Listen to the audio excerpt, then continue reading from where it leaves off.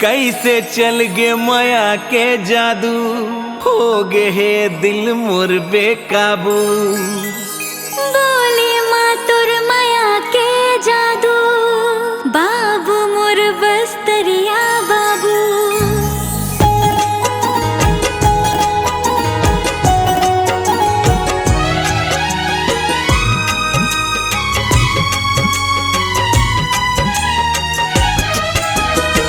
आना आना रे ए गुइया मोरे पास आना रे, झीन बलाना रे ए बैहा मोला झीन सताना रे। आना आना रे ए गुइया मोरे पास आना रे, मान जाना रे ए बैहा मोला झीन सताना रे। कैसे चल गे माया के जादू, दिल मोर कर थे बेकाबू। बोली माँ तुर है माया के जादू, बाबू मोर बस्तरिया बाबू। आना आना रे ए गुइया मोरे पास आना रे, मान जाना रे ए बैहा मान जाना रे।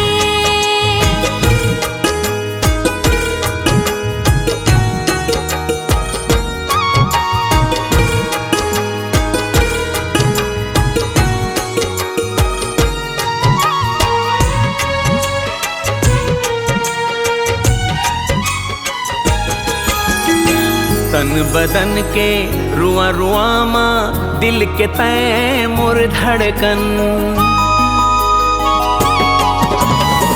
तन बदन के रुआ रुआ माँ, दिल के तय मोर धड़कन।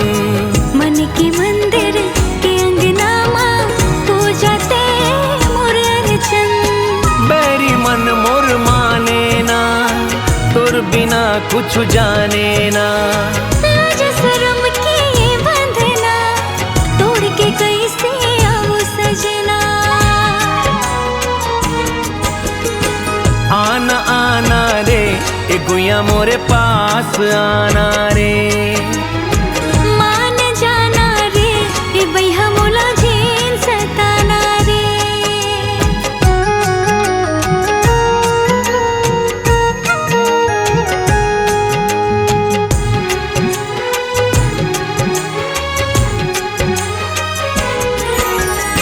मोर सिंगार की गहना माते, तेही उमंग तेही तरंग।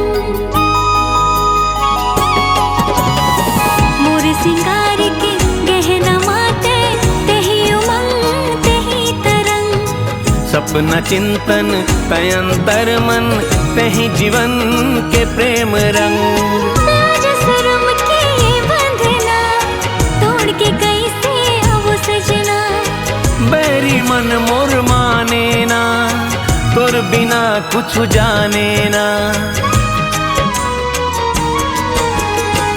आना आना रे ए गुइया मोरे पास आना रे, मान जाना रे ए बैहा तो मान जाना रे। आना आना रे ए गुइया मोरे पास आना रे, मान जाना रे बस्तरिया बाबू मान जाना रे। आना आना रे ए गुइया मोरे पास आना रे।